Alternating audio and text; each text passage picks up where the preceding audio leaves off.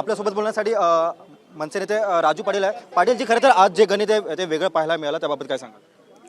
नाही, वेगळं गणित तुम्हाला कणकवली आणि चाकणलाही बघायला मिळालं असेल की उद्धवजींची शिवसेना आणि शिंदेची शिवसेना एक होती, चाकणला एक होती. स्थानिक स्वराज्य संस्थांचा जेव्हा विषय येतो तेव्हा हा प्रश्न सर्वस्वी स्थानिकांवर असतो. या निवडणुकांना सामोरं जायच्या आधीच मान्य राजसाहेबांनी आम्हाला सर्वाधिकार दिले होते की स्थानिक जो तिकीट वाटपापासून बाकीचे काही निर्णय असेल तुम्ही लोकल लेवलला घेऊ शकता. त्या अनुषंगाने घेतलेला निर्णय आहे. खरं तर राज ठाकरेंना हा निर्णय मान्य आहे का? ऑब्वियस त्यांच्या शब्दापुढे आम्ही जाऊ पण शकत नाही, परंतु त्यांनी आम्हाला दिलेला जो अधिकार होता त्याचा वापर आम्ही केलेला आहे. याचा अर्थ असा नाही की साहेबांनी यांच्यासोबत अख्ख्या महाराष्ट्रात जा असं सांगितलं. स्थानिक स्वराज्य संस्था आहेत, उद्धवजी ते गेले ना इकडे कणकवलीला, चाकणला गेले, असं नसतं ते. ठाकरे यांनी मनसे कल्याण डोंबिवलीमध्ये एकत्र असताना एकनाथ शिंदेसोबत जाण्याचा निर्णय काय घेतला आपण? जे 50 बीजेपीचे नगरसेवक आलेले आहेत, 53 एकनाथ शिंदे यांचे आलेले आहेत, तर ह्याच्यात कुठे त्यांचा जर त्यांना एका हाती सत्ता बसवायची असेल, गणित बसत नाही.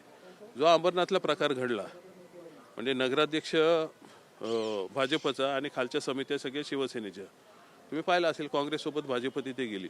आमची कल्याण डोंबिवलीचं नाव एवढं बदनाम झालेलं आहे या बाबतीत, बिनविरोधमध्ये किंवा या बाबतीत. अजून पुढची 5 वर्ष त्या लोकांना याच्यातच ढकलायचं का? कोणी इनिशिएटिव्ह घेऊन हे प्रकार थांबवायचे नाहीत का?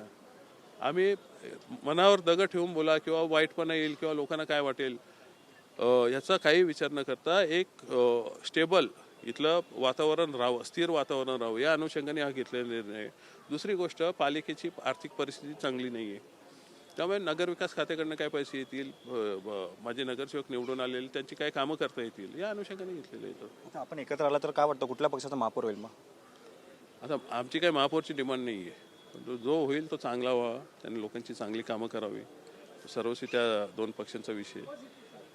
त्याच्यात आम्ही एवढा महापौरच्या याच्यात आम्ही एवढं लक्ष पण देणार नाही, कारण आमची संख्या पण खूप कमी आहे. पण तो जो कोणी महापौर असेल, जी काय सत्ता बसेल त्याच्यात सत्तेत राहून सुद्धा आमचा एक अजेंडा असेल, आमचा कॉमन मिनिमम प्रोग्राम असेल, तो घेऊन आम्ही चालणार आहोत. कुठे चुकीचं होणार असेल तो विरोधाला विरोध करणार तिथे आम्ही.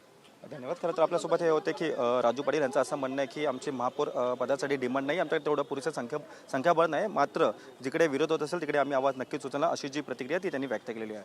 व्हिडिओ जर्नलिस्ट योगेश सावंतसह मी रवी कराड, TV9 मराठी, बेलापूर, नवी मुंबई.